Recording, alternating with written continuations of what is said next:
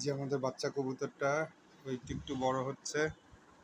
আগে একমুট ছিল, একমুট মানে এই যে পুরো হাতের সাইজ ছিল, এখন হাতের সাইজ থেকে একটু লম্বা হয়েছে আর কি। এই দেখেন এই যে সাইজ, মাশাল্লাহ। ও এখনো ওইভাবে করে খাওয়া দাওয়া করে না, নিজে নিজে দুই এক দানা খায়, খায় এটা তারপর চুপচাপ হাতে বসে থাকে। হাঁটা চলাও তেমন একটা করে না, একেবারে খুব সামান্য একটু আগায় না, জায়গায় দাঁড়ায় থাকে মাঝে মাঝে, কিন্তু আগাইতে পারে না। আর পানি ওরা হলো গিয়ে সিরিজ দিয়ে খাওয়ানো হচ্ছে।